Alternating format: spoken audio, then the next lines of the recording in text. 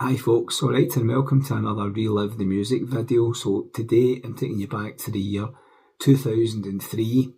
So what was happening in 2003? Well, we'll go through the news events, the TV shows that were about, what films were released, some of the top 3 songs hitting the UK charts, some of the more popular metal and rock albums that were released, and then I'll talk about the gigs that I went to that year, culminating in this one, Metallica at the Leeds Festival. So if you don't know me by now, my name is Ricky and welcome to my channel Relive the Music.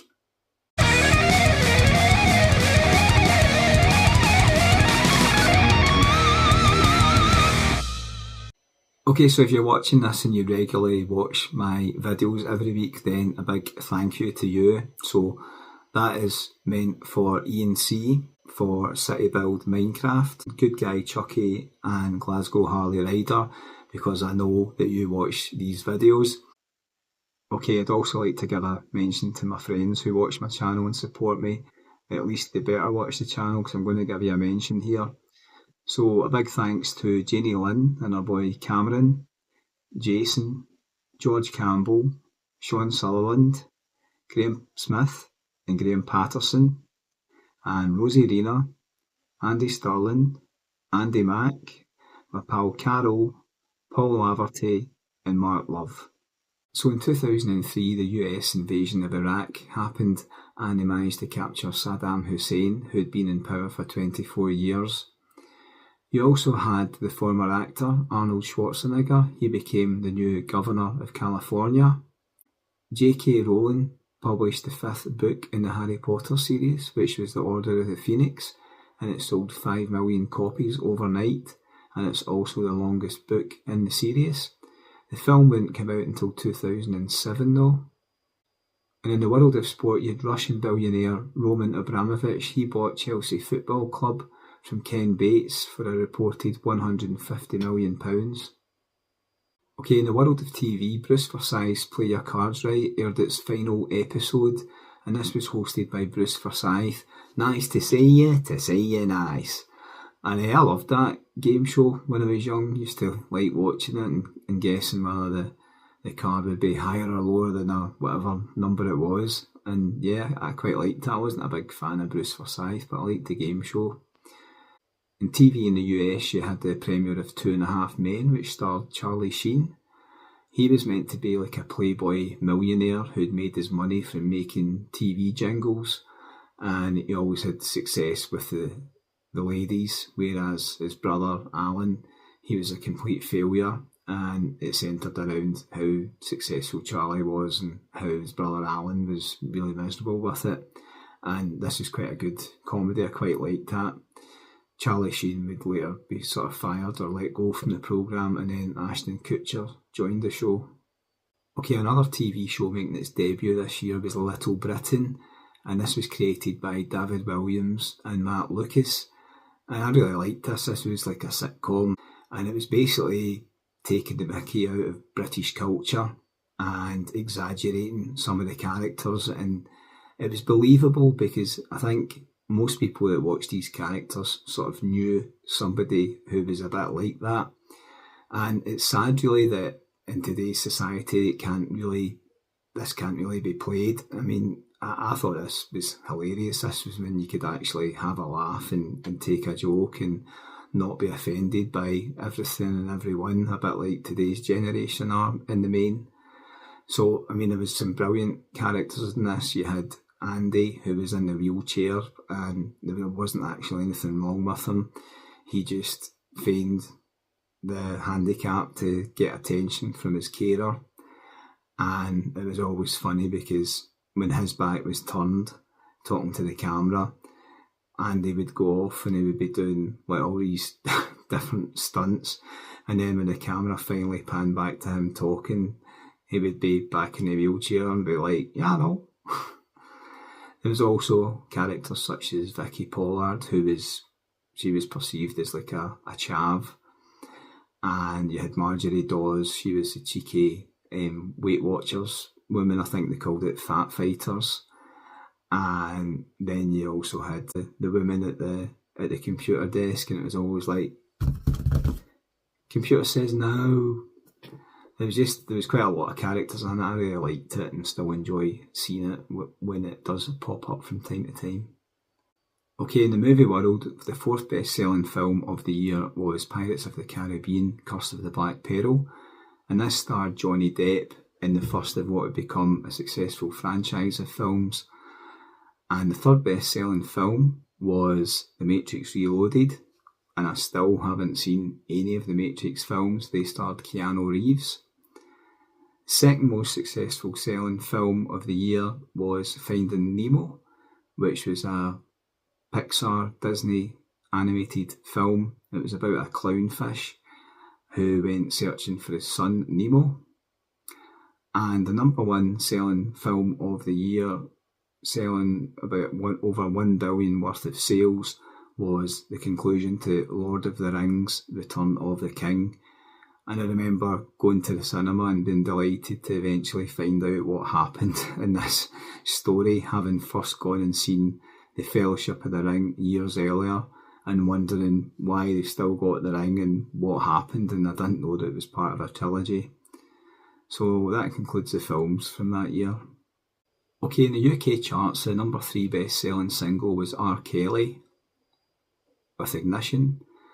The number 2 best-selling song was Gareth Gates with The Kumars, which was a comedy show, and they had a cover version of Spirit in the Sky, which got to number 1, and it was the official Comic Relief single for that year.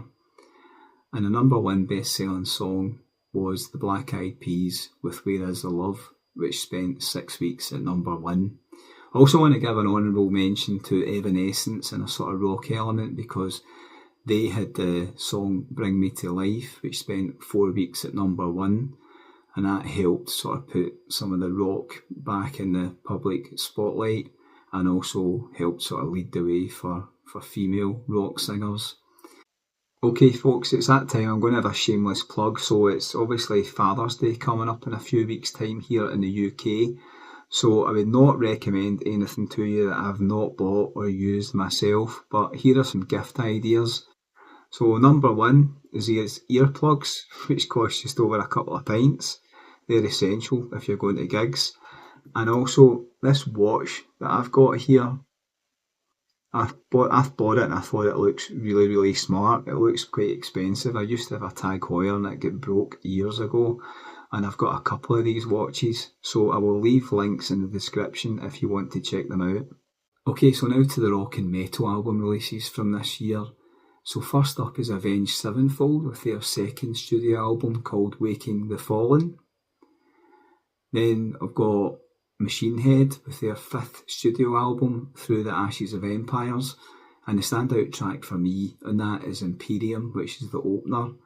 I just love the way that builds up, like the way it does in so many Machine Head albums, and then it just kicks in and goes on one. It's a really good song. It's definitely my favourite.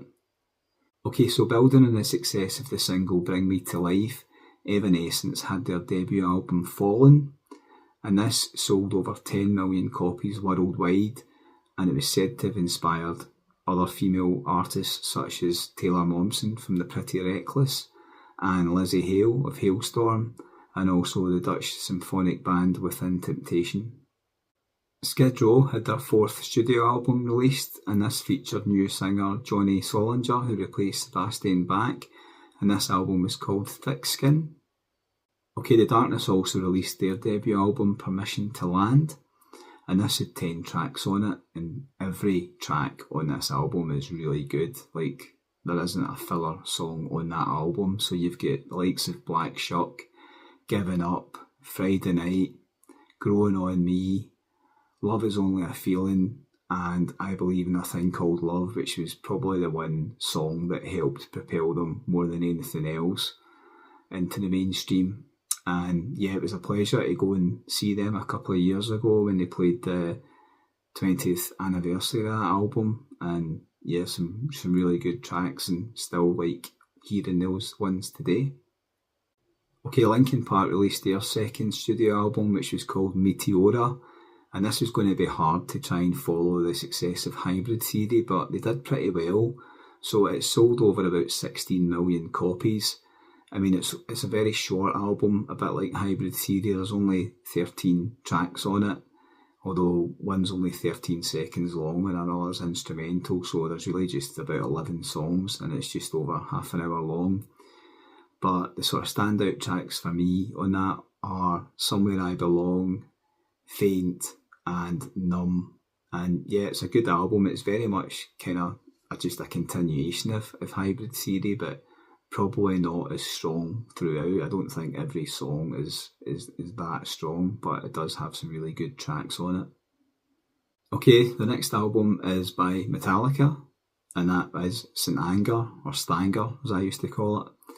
So this was their 8th studio album. There's 11 tracks on it and it lasts over 75 minutes, and I think this album very much divides fans on it.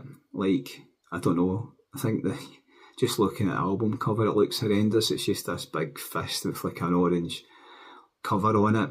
And this was recorded as a 3-piece after Jason Newsted had left the band and they didn't have the replacement in for the recording of this album. So there's a few things with this album. So there's no guitar solos throughout it, and it's also got a very weird kind of drum sound. It's like an electronic drum sound that sounds almost like empty or tinny. I'm not quite sure, not been that musically gifted, I'm not quite sure how to explain it, but if you've heard the album, you'll kind of know what I mean, hopefully. So yeah, I mean, I'd say I'm not a huge fan of it, but if I'm being honest, I probably haven't listened to this album for well over 10 years. I mean, from memory, the first couple of tracks were not bad on it, which were Frantic and St Anger. And I remember the sort of chorus bit of St Anger when it goes, "Fuck it all and no regrets." That bit's pretty good, but as a whole, I think it's pretty forgettable. And yeah, I did think that sort of divided a lot of fans, and I think they lost a lot of fans at that point. It was already going to be hard to get them back on side after the sort of Load and Reload albums. So the Wildhearts released their next album, which was The Wildhearts Must Be Destroyed, and this was their first album since the band broke up in 1997 and then reformed in 2001. So it's a catchy, typical Wildhearts album with hooky choruses and melodic verses. It was 11 songs, it was about 33 minutes long, and it had 3 singles which they released from it, which were So Into You, Top of the World, and then probably my favourite, which was Vanilla Radio with Where's my Elvis, where's my Elvis, where's my Elvis, da-da-da-da. And if you want to hear what that actually sounds like, if you watch my recent Wildhearts gig video, then I recorded that. Iron Maiden released their 13th studio album called Dance of Death, and this had 13 tracks on it lasting 67 minutes, and it had the singles Rainmaker and Wildest Dreams on it. But the 2 standout tracks for me on it are, I actually really like the album title, Dance of Death, but the favourite by a long shot, and I've put it in my top 3 Maiden tracks of all time, is No More Lies. I just love the way that song builds, and then about sort of 3 minutes into it, you've got about 3 different guitar solos in a row, and if you listen to it with headphones, you know, you've got like leading rhythm guitar, and then it's Steve Harris in the bass, and then back to Dave Murray, and yeah, it's just brilliant on the ears. It's about 2.5 minutes worth of solos just going from ear to ear, and yeah, that's my favourite. So I quite like that album. I thought Rainmaker from it was a really good single as well. The last one that I'll mention is by a band called Thursday, which is a huge favourite band of mine, and this album is called War All the Time, and this was the follow-up release to 2001's Full Collapse.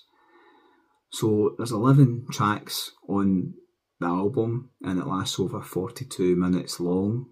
There was a bonus track on the CD version that I bought, and you had to download it, and it played on a computer and on a DVD. But yeah, the singles from this were the opener, which was From the Workforce Drowning, and also Signals Over the Air. And that was their most sort of successful charting single from this album. The songs though that I like best from this album are M. Shepherd, which is loosely based on Matthew Shepherd, who was a gay student who was beaten to death by two boys in America who were subsequently given jail time. And it sort of deals with Jeff Rickley, the singer's feelings all about like attitudes to being gay and homosexualism. Is that a word? You know what I mean? But it's a really good song, and my favourite song on that album is Division Street, which was the third track, and I still listen to that to this day. I think this is a really good album. Like, they've gone back to re-release like live versions of these two albums, Full Collapse and War All the Time, and they never used to play a lot of the tracks on War All the Time. And Jeff, the singer, had said that basically he didn't think the songs were that good, but they are. And then he says that when they did the re-release of the live album, when they played it like from front to back, saying, look, these are some of the best songs on it, and they are. So in my opinion, this might not be for everybody's type of scene, but I really enjoy listening to Thursday. I still listen to them to this day. Okay, so now to the gigs. So I'm going to tick off 3 gigs all at once here because they're all by the same band. So rather than boring you in 3 different occasions, I'll just bore you once now. So I saw Feeder first in February at the Barrowlands, and then I saw them in March at the Barrowlands, and then in December at the SECC. So they were playing songs mainly from the Comfort and Sound album, so that was a release like the year before, and some of the songs in that album are a wee bit more downbeat, just given that one of the band members had passed away a year or 2 earlier. So a lot of the songs that were written were kind of in that, mood, and it was a lot more downbeat from the Echo Park album. So I'll be hand on heart, I can't quite remember all these gigs because seeing the same band 3 times in the 1 year, it's very difficult. It's just the memories all kind of merge into the one thing. So I've got some set lists that I managed to find. So the ones from March and December are sort of similar, and it's interesting because I saw Feeder in 2024 at the start of the year, and they still seem to finish on Just a Day. And I think I first heard that song when I was playing, it might have been Gran Turismo in the PlayStation. That was the one sort of song that I knew, that along with Buck Rogers, drinking cider from a lemon song. So yeah, so the first time that I got to see Feeder, and I went and saw them 3 times. Bit weird, I'm not quite sure why they were playing in February and then in March. But there you go. Okay, next up for me, the gig is the Wildhearts, and that was at the Barrowlands. And yeah, it was great to see the Wildhearts play the Barrowlands because the last few times had been the Garage. So great to see them in a sort of bigger stage. They thoroughly deserve it. So they played 17 tracks. They had 3 from the Wildhearts Must Be Destroyed album. I remember they had Top of the World and Vanilla Radio, so I think that was the first time that I would have heard Vanilla Radio being played live by them, and it's really a good sing-along song, just giving it the where's my Elvis, where's my Elvis, dun, dun, dun. Anyway, they also played likes of Sick of Drugs and I Want to Go Where the People Go and 29 Times the Pain, which I really like. Can't believe that's not like featured on a main album. It's really just was a B-side and then featured on a sort of covers and B-side collections. And on this one they closed with Love You Till I Don't, which was off the Earth versus the Wildhearts album. So yeah, really good show and really good to see the Wildhearts again. I think this was probably about the 4th or 5th time that I'd seen them. So now to the first of my two big events this year. So me and my mate Andy, we decided to go to the Leeds Festival on the Friday showing. So this was £80 and it was great. We had to go into Glasgow city centre and we got a bus like early morning, and it was about a 3.5-4 hour drive down to Leeds from Glasgow.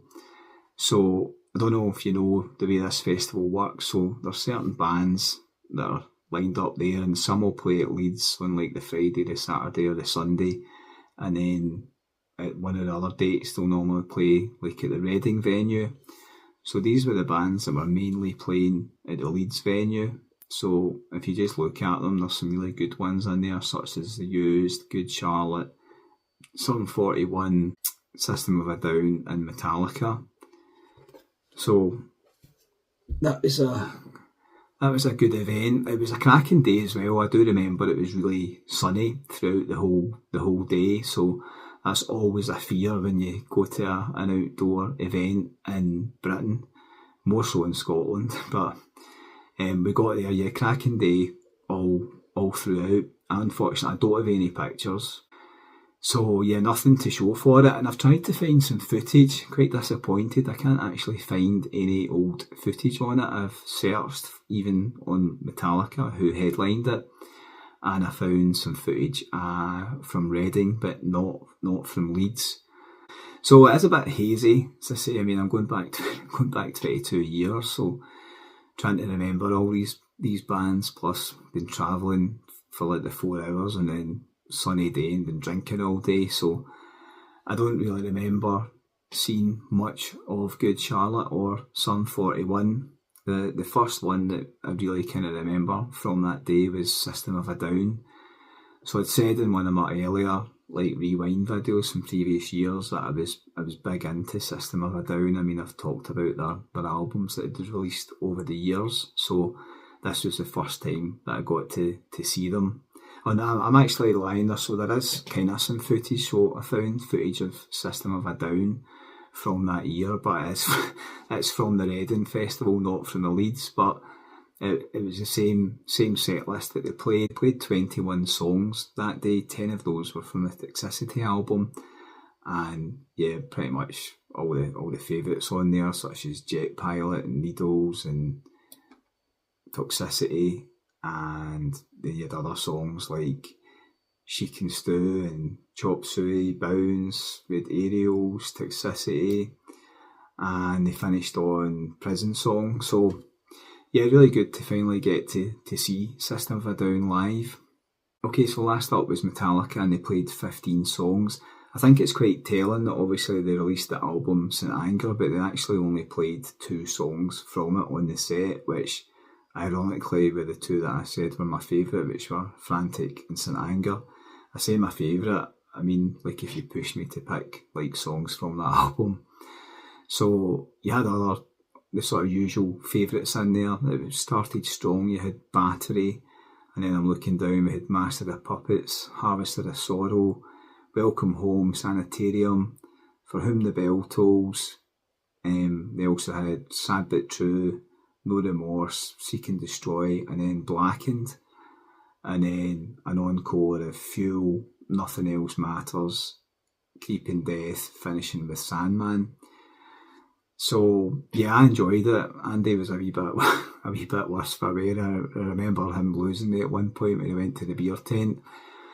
So with a bit of a frantic end to the day, because after the gig had finished, I remember we went to this dance tent, and it was the first time we'd had the like silent disco things on, and we were like jumping about to that, and then we looked at the watch and we'd forgot that basically the coach was leaving at like 12 or half 12 or something, and we were like nearly at that point, so we had a frantic rush back to try and find the bus, but we managed to get on it just, so that was us on our way back to Glasgow and getting in the small hours.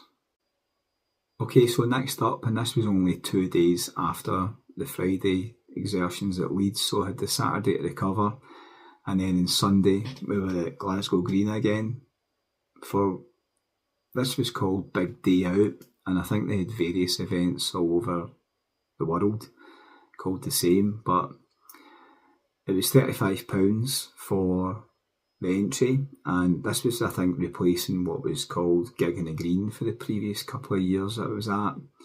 So we were lucky. This must have been like the one weekend where summer arrived in Britain, because it had good weather at Leeds on the Friday and then cracking weather on the Sunday. So there's a couple of things that I remember about this. So there was a few of my mates that went along to this, and we're sitting outside early part of the day. I can't remember who was on. It might have been Electric Six, and they're the band that had success in the charts, or I remember them having that song Gay Bar. So me and my mates were sitting there and we're watching the gig, and we're sitting down, and it's like a bit uncomfortable just sitting in the dry grass, although we should be thankful it wasn't raining. And we see this promotion on these kind of tellies up at the side on this sort of digital advertising, and I think it was Mars that was the promoter, and it was saying, look, text win or something like that to this number and you can win a goodie bag and VIP seats or entrance to VIP sections. So Sparky texted first of all, and it was actually a win. So he went up and came back with this like goodie bag. I can't remember all the things that were in it, but it was a CD with like 12 tracks on it by all different artists, but more importantly, he had the sort of golden ticket moment, so he'd entrance to go into the VIP area. Okay, so Sparky's all happy that he's getting entrance to go into this VIP section, saying he's going to leave us, and I think it was myself that came up with the idea. I went and looked at his phone, and I said, let me see what the text says, and I was like having a look and trying to see like who it came from. So it just like came from like Mars. So what I did was I changed Sparky's name on my phone to Mars, and then I just sent on the message that he'd received. So this was a day of like very basic mobile phones at the day. At the time it was either like Nokia 8210s that we had, or the Motorola Razr flip phone that a lot of people had. So I got him to send the message on, and so it looked like, because I changed the name to Mars, when he sent the message to me it said, oh, you've won. So I went up to the tent. So I was like, I just went up and I was like, I text this number to the board, and it said that I've won. So I get the pass as well. So that was two of us. So we just did the same thing with all our mates, but we waited like a sort of 10 minutes in between. So once we'd all get the passes, we went into the VIP tent, and there was these big massive like cube things, a bit like the things that you see in the, what's it called, Love Island, these big like beanbag things that you could sit on. And there was no queue for the bar, because it was like your own wee bar entry bit, so we could see that, and they had big screens so you could watch the gig. So yeah, this was great. We were all happy with ourselves, thinking it would conjure our way in here. And there was celebrities as well. Like, I remember the Celtic manager at the time, Martin O'Neill, he was there with, it was either a daughter or daughters, there might have been one and her pal or something. We were in there, so we had the nice comfy seats. So I think we were in there whilst Queens of the Stone Age were on. I don't think sort of any of my pals were really too into them, so we weren't too bothered. We just sat in the nice seats and caught the band there. But we did go out for, I think who was up last was Foo Fighters. So I'd never seen the Foo Fighters before. They played 12 songs on the day, so you had All My Life, which they opened with, and stuff like Breakout and Learn to Fly, My Hero, and they closed with one of the favourites of mine, which was Everlong. So yeah, that was good. So last up on stage was the Chili's. So the Chili's, they came out and they played about 22 or 23 songs. They had 6 songs that they played from the By The Way album, such as Throw Away Your Television, Don't Stop, and Zephyr Song. unfortunately I didn't play Dozed, looking at the set list. They also had likes of Scar Tissue and Suck My Kiss and Other Side and Californication. And then when they came on for the encore, you had Under the Bridge. And yeah, so this was good, the first time that I got to see the Chili's, and it was good having it been a nice sunny day and a nice relaxing way to the end of the day. And then I remember going afterwards to the cat house with the girl Grace that I was seeing at the time, and we went there, so I was in the right state by the end of it, having been drinking in the sun all day. But it was a good day spent with friends and going on our way into the VIP area. Okay, so next up for me was Thursday, and that was at the Glasgow Garage. So this was the first time I've ever seen Thursday. I mean, they've only played Glasgow actually 3 times, and I've saw them twice there. I'm spoiling 2006 for you. Anyway, it was me that was really looking forward to this. I dragged Andy along. I don't think he's really into the emo thing, but I was a big Thursday fan. I listened to this War All the Time album in full collapse, like on repeat. So yeah, I was big into them. So this concert for me was really good. It was great seeing Jeff Rickley. He's the vocalist of Thursday live. Just, I mean, I said it in the video that I've done about Thursday. Like, I don't think he's the greatest singer, but he overcomes that by the energy and passion that he puts in it. And yeah, you just see it in his face. He just tense up and eyes closed and that, and really feels the music, feels the moment. So I was big into it. Like, I can't actually check out what the set list was. I can't find anything for it, but they were obviously just playing songs between those 2 albums. I just remember coming away from it thinking, oh, that was brilliant. Like, I loved it. So they're a band that I really, really like. So I remember the concert, but I don't, if you know what I mean, if that makes sense. So I remember being there and the intensity of it, but I don't really remember the songs or that were played on it, and I can't find any footage, unfortunately. Okay, the second last concert of the year I'll talk about, and this was Skid Row at the Garage. And this was obviously off of the back of promoting the 4th album, Thick Skin. So I do remember this. I'm not just saying that. I was standing up on like the seating bit in the garage watching them, and so I had a really good view. And they played 14 tracks in total, finishing in Youth Gone Wild. So obviously this was the sort of first time I'd seen Skid Row, and unfortunately it wasn't with Sebastian Bach. You know, I'd bought every Skid Row album up to this point, although I didn't actually buy this album, Thick Skin, so I wasn't sure of the songs that were played from that album, but they did like 18 in Life and I Remember You and Monkey Business, so they did most of the songs that I would know. I'll be honest, can't really remember what they sounded like in terms of like the singer compared to Sebastian Bach. And I've not really sort of listened to Skid Row much apart from the older stuff since. But it was good to kind of tick it off the list, although I would have much preferred had it been Sebastian Bach singing in the band. But what can you do?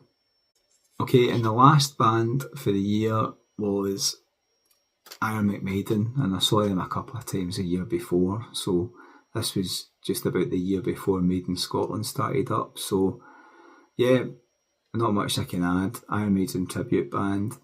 They do their best, you know, play all the classic hits, The Trooper, Number of the Beast, Iron Maiden. So a good way to end off the year. Okay folks, that's us came to the end of this video, which was reliving the music of 2003. So hopefully you enjoyed that and it threw back some memories for you. So if you did, then please give the video a like. It would really help me out, and feel free to share it.